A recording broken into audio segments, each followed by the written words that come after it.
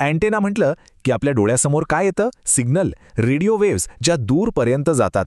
पण आपण कधी विचार केलाय की अँटेनाच्या अगदी जवळ जिथून हा सगळा खेळ सुरू होतो तिथे काय घडतं? आपल्याला वाटेल की तिथून रेडिओ लहरी सरळ बाहेर पडतात, पण नाही. खरं तर अँटेनाच्या जवळचा परिसर हा खूपच वेगळा, एक गूढ प्रदेश आहे जिथे फिजिक्सचे नियम थोडे वेगळेच लागतात. आज आपण याच प्रदेशाचा शोध घेणार आहोत. तर मग प्रश्न हाच आहे की अँटेनाच्या इतक्या जवळ नक्की घडतं तरी काय? हा जो प्रदेश आहे ना तो खूपच इंटरेस्टिंग आहे, थोडासा गूढ, थोडासा विचित्र, कारण इथे नेहमीचे फिजिक्सचे नियम लागूच होत नाहीत. चला मग पाहूया काय आहे हे सगळं. ओके, तर आजचा आपला प्रवास कसा असेल ते पाहूया. सगळ्यात आधी आपण एका अगदी साध्या अँटेनाबद्दल बोलू. मग आपण त्या अँटेनाच्या जवळच्या एका अशा क्षेत्रात जाऊ जिथे ऊर्जा फक्त साठवली जाते, म्हणजे नियम थोडे वेगळेच आहेत तिथे. त्यानंतर आपण त्या क्षेत्राच्या सीमेपलीकडे जाऊ आणि पाहू की रेडिओ लहरी कशा तयार होतात. आणि सगळ्यात शेवटी हे जवळचं आणि दूरचं क्षेत्र यातला फरक समजून घेणं इतकं महत्त्वाचं का आहे हे आपण बघणार आहोत. चला तर मग सुरू करूया. बरं, कुठल्याही अँटेनाला समजून घ्यायचं असेल तर आपल्याला त्याच्या मूळ घटकापासून सुरुवात करावी लागेल, आणि तो मूळ घटक म्हणजे हर्ट्झियन डायपोल. आता हर्ट्झियन डायपोल म्हणजे काही खराखुरा अँटेना नाहीये, ही एक कल्पना आहे, एक थिअरी आहे. समजा जसं एखादी इमारत विटांनी बनते तसंच प्रत्येक अँटेना हा अशा अनेक लहान लहान डायपोल्सनी बनलेला असतो असं आपण गृहीत धरतो. हा आपल्या विश्लेषणाचा पाया आहे, सगळं काही यावरच उभं आहे. चला आता आपल्या या डायपोलच्या आजूबाजूच्या जागेत जाऊया. आपण ज्या पहिल्या प्रदेशात पाऊल ठेवतोय त्यालाच निकट क्षेत्र किंवा नियर फील्ड असं म्हणतात. तर हे निकट क्षेत्र म्हणजे काय? सोप्या भाषेत सांगायचं तर अँटेनाच्या अगदी जवळची जागा. जणू काही अँटेनाच्या भोवती एक अदृश्य बुडबुडा आहे, आणि या बुडबुड्याच्या आत फिजिक्सचे नियम पूर्णपणे वेगळे आहेत. याची एक सीमा आहे जी अँटेनामधून निघणाऱ्या वेव्हलेंथवर म्हणजे तरंग लांबीवर अवलंबून असते. आणि इथेच खरी गंमत सुरू होते. आपल्याला काय वाटतं की अँटेनाचं काम ऊर्जा बाहेर फेकणं आहे, बरोबर? पण या निकट क्षेत्रात ऊर्जा बाहेर फेकली जात नाही. उलट ती अँटेनाच्या भोवती साठवली जाते, जणू काही ती एका अदृश्य बॅटरीमध्ये चार्ज होतीये. हा तक्ता बघा, तो आपल्याला या साठवलेल्या ऊर्जेचं स्वरूप दाखवतो. इथे इलेक्ट्रिक फील्ड अंतराच्या तिसऱ्या घातानुसार आणि मॅग्नेटिक फील्ड अंतराच्या वर्गाप्रमाणे कमी होतं.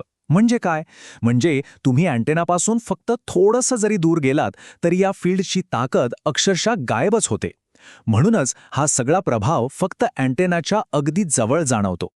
आता ह्या निकट क्षेत्राचा अजून एक विचित्र गुणधर्म पाहूया, आणि तो म्हणजे इथल्या इलेक्ट्रिक आणि मॅग्नेटिक फील्डमधला संबंध. याला म्हणतात टाइम फेज क्वाड्रॅचर. सोप्या भाषेत सांगायचं तर इलेक्ट्रिक आणि मॅग्नेटिक फील्ड्स एका तालात कामच करत नाहीत. म्हणजे जेव्हा इलेक्ट्रिक फील्ड आपल्या पूर्ण ताकदीनिशी असतं तेव्हा मॅग्नेटिक फील्ड शून्य असतं, आणि जेव्हा मॅग्नेटिक फील्ड ताकदवान होतं तेव्हा इलेक्ट्रिक फील्ड गायब होतं. त्यांच्यात अजिबात ताळमेळ नसतो. आणि या ताळमेळ नसल्यामुळे काय होतं? एक ऊर्जा चक्र तयार होतं. ऊर्जा सतत इलेक्ट्रिक फील्डमधून मॅग्नेटिक फील्डमध्ये आणि परत मॅग्नेटिक फील्डमधून इलेक्ट्रिक फील्डमध्ये अशी मागे पुढे फिरत राहते, जणू काही ती त्या अदृश्य बुडबुड्यातच अडकून पडली आहे.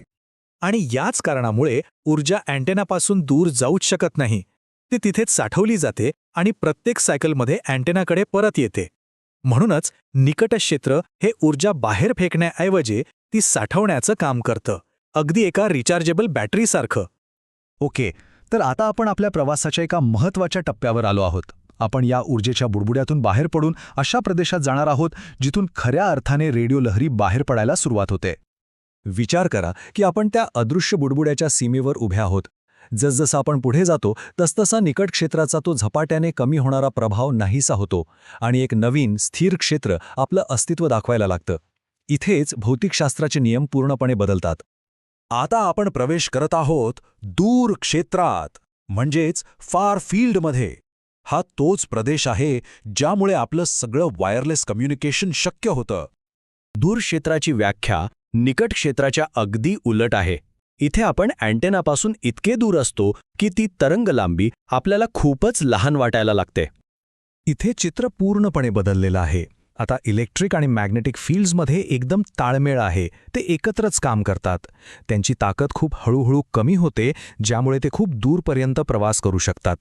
आणि सगळ्यात महत्त्वाचं, इथे वास्तविक ऊर्जा अँटेनापासून दूर वाहून नेली जाते. हीच ती ऊर्जा आहे जी आपल्या मोबाईलवर कॉल किंवा वायफाय सिग्नल घेऊन येते. चला आता प्रवासाच्या शेवटी या दोन्ही क्षेत्रांमधला फरक आणि त्याचं महत्त्व काय आहे हे पटकन समजून घेऊया. तर मुद्दा अगदी स्पष्ट आहे. निकट क्षेत्रात ऊर्जा साठवली जाते, फील्ड्समध्ये ताळमेळ नसतो आणि त्यांचा प्रभाव खूप लवकर संपतो. याउलट दूर क्षेत्रात ऊर्जा बाहेर फेकली जाते, फील्ड्स एकाच तालात काम करतात आणि त्यांचा प्रभाव खूप दूरपर्यंत टिकतो. ही तुलना या संपूर्ण विश्लेषणाचा गाभा आहे. आणि हा फरक फक्त पुस्तकी नाहीये, तर आपल्या रोजच्या वापरात आहे. वायरलेस चार्जिंग किंवा दुकानातल्या सिक्युरिटी टॅग्स आठवा, हे सगळं निकट क्षेत्रातल्या साठवलेल्या ऊर्जेवर चालतं. त्यांना सिग्नल दूर पाठवायचाच नसतो. याउलट आपलं रेडिओ, वायफाय, मोबाईल कम्युनिकेशन हे सगळं दूर क्षेत्रावर अवलंबून आहे, कारण त्यांना माहिती दूरवर पोहोचवायची असते. आणि जाता जाता एक विचार सोडून जातो. अँटेनाच्या जवळ ऊर्जेचा एक साठा आहे, जो अवकाशात जात नाही, तो तिथेच अडकून राहतो. जरा विचार करा, या अदृश्य आणि स्थानिक शक्तीचा वापर करून भविष्यात कोणती नवीन आश्चर्यकारक तंत्रज्ञान तयार केली जाऊ शकतील? याच प्रश्नासोबत आजचा प्रवास इथेच थांबूया.